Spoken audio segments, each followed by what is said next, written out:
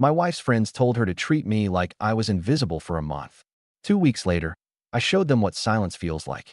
I'm Ethan, 34, and I've been married to Olivia for 6 years. I used to be a photographer, the kind who shot for galleries and art magazines. But somewhere along the way, I let that version of myself disappear. Now I do corporate headshots and wedding packages, the kind of work that pays bills, but makes you forget why you picked up a camera in the first place. Olivia works in marketing, makes good money, and has this tight circle of friends who meet every Thursday for what they call book club. They don't actually read books, they drink wine and spend 3 hours complaining about their husbands.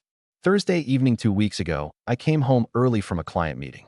I had takeout in one hand and my camera bag in the other, thinking maybe we could have a quiet dinner together. The moment I opened the front door, I heard laughter from the living room. Book club was in full swing. 5 women spread across our couch and chairs, wine glasses everywhere. Monica was there.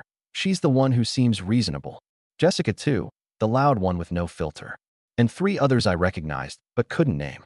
I walked in with a smile and said, "Hey everyone, don't mind me," and waited for the usual hellos. Instead, every single one of them went completely silent. Not awkward silence, deliberate silence. 5 pairs of eyes looked directly at me, and then through me like I'd turned invisible. I stood there holding Chinese food and feeling my smile die. "Olivia," I said, turning to my wife. She took a slow sip of wine and stared at a spot on the wall 2 feet to my left. Didn't blink, didn't move, nothing. I set the food on the counter and tried again. Did something happen? Nothing. I could hear them breathing, saw Monica shift uncomfortably, but nobody spoke. After 2 full minutes, I grabbed a beer and went upstairs to my office. They stayed until almost 11. When Olivia came up to bed, I tried to ask what happened. She walked right past me, brushed her teeth, climbed into bed, and turned off her lamp. I stood in the doorway of our own bedroom, feeling like I'd entered another dimension. The next morning, she was already up, sitting at the kitchen table with coffee and her phone. I said good morning. She scrolled through Instagram. I asked if she wanted breakfast. Silence. When she finished her coffee, she grabbed her purse and left for work without a single word. That's when real panic set in. I actually called her office and asked the receptionist if Olivia seemed okay. The receptionist laughed and said she was fine, chatting with everyone like normal. So she could talk. She just wouldn't talk to me. This continued for 3 solid days. She'd come home, make her own dinner, watch TV like I wasn't sitting 5 feet away. On day 4, I saw a text notification on her phone while she was in the shower. It was from Monica, and the preview said, "I still don't think this is right, Liv." My brain went into overdrive trying to figure out what wasn't right. I started paying closer attention. She wasn't sad or hurt or angry. She was just completely indifferent, like I was furniture. And she looked almost satisfied with herself. There was this tiny smile whenever I tried to talk, and she'd just walk past me. By the end of week 1, I stopped trying. I made my own meals, did my own laundry, moved into the guest bedroom. And something strange happened. I started feeling lighter. No more walking on eggshells. No more comments about how I never did anything right. No more guilt trips. Just silence. And in that silence, I could finally breathe. I went to the garage and dug out my old photography equipment, the professional stuff I hadn't touched in almost 4 years. I spent an entire evening cleaning lenses and charging batteries. That Saturday, I woke up early, grabbed my camera, and drove an hour outside the city to a state park I used to shoot at. I spent 6 hours there capturing landscapes and wildlife, completely absorbed in the work, feeling more like myself than I had in years. When I got home that evening, Olivia was on the couch with her laptop. I walked right past her to my office and started editing. Around midnight, I heard her footsteps in the hallway, saw her shadow stop outside my door.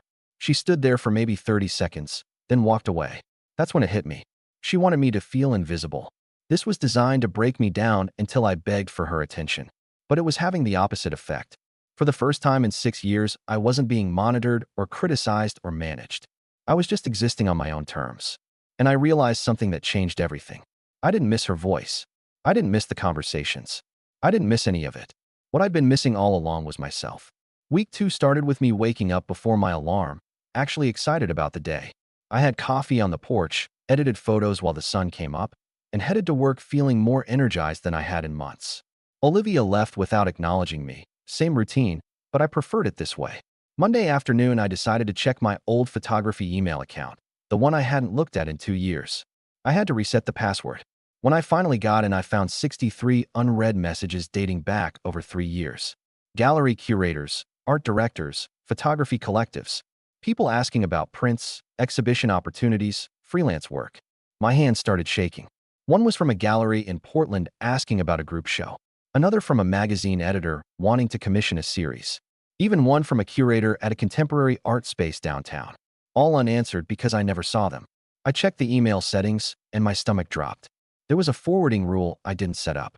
Every email to my photography address was being forwarded to Olivia's old Gmail account and marked as read. She'd been intercepting my emails for years. Every opportunity that came my way, she made sure I never saw it. I spent the next hour documenting everything. Screenshots of the forwarding rule, the unread messages with dates, everything saved to a thumb drive. Then I deleted the rule and changed all my passwords. That evening, I posted 3 of my best landscape shots on Instagram. Within an hour, I had 40 likes and comments. One was from Derek, an old friend from my photography collective days.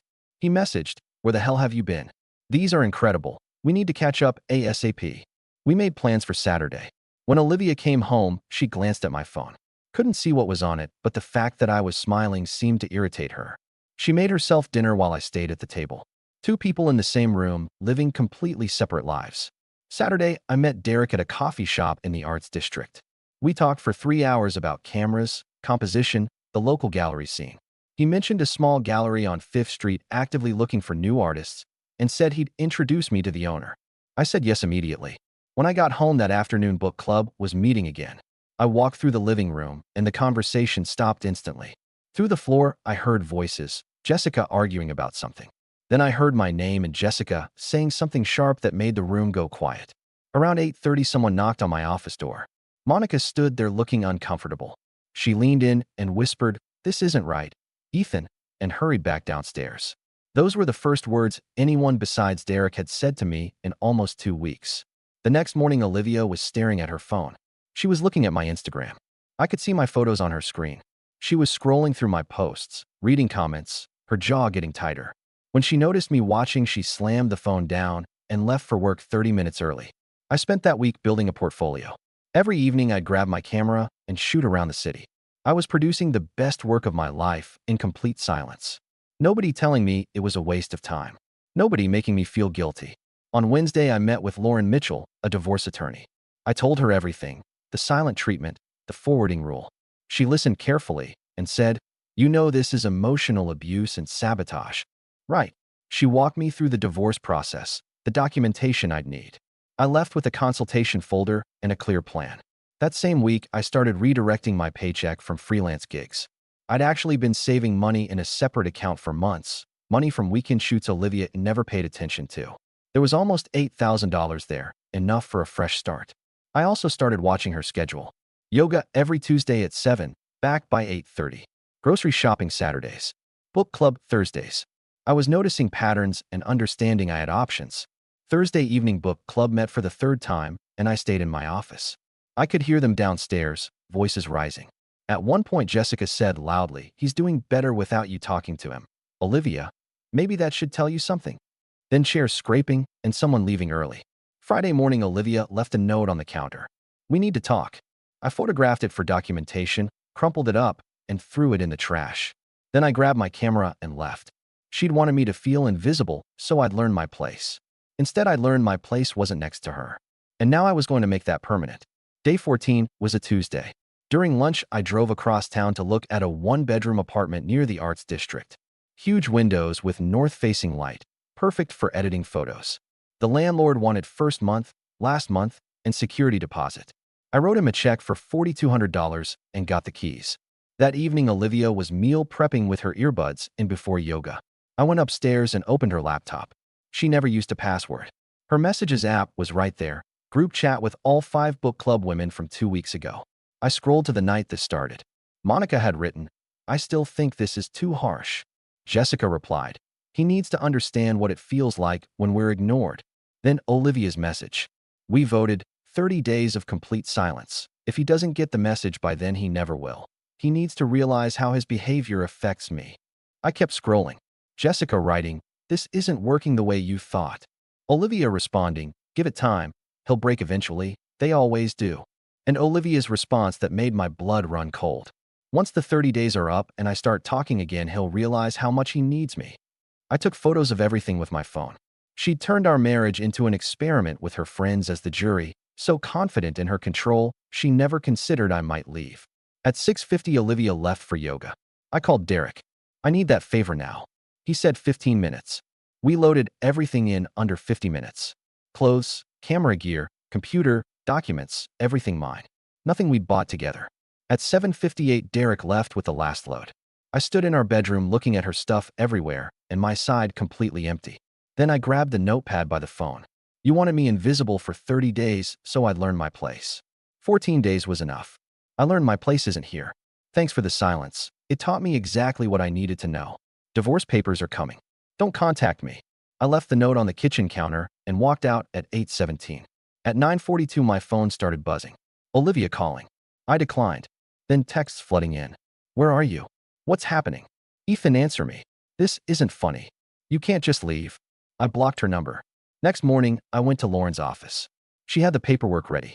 The screenshots of the group chat, the email forwarding rule, the documentation. She said she has no grounds to contest anything. I signed the papers. Lauren filed them that afternoon. Over the next weeks, I settled into my new life. Hung photos on walls, set up an editing station. I reached out to that curator from downtown. He responded, better late than never. Are you still interested? We met and he offered me a spot in a group exhibition opening in 2 months. Derek introduced me to Sarah, the gallery owner on 5th Street. She looked through my landscape series and said, I want to do a solo show. How about early spring? I almost couldn't believe it. The work poured out of me. I'd shoot every evening, sometimes until 2 in the morning. I was producing the best work of my life. Olivia tried everything. Showed up at my old workplace, but I'd warned them. Sent emails I never opened. Had Monica text me, but I blocked her too. She even found Derek's studio. He called me and said, she's here asking where you live. I told him to threaten police if she came back. 6 weeks later, my first exhibition opened. The opening night was packed.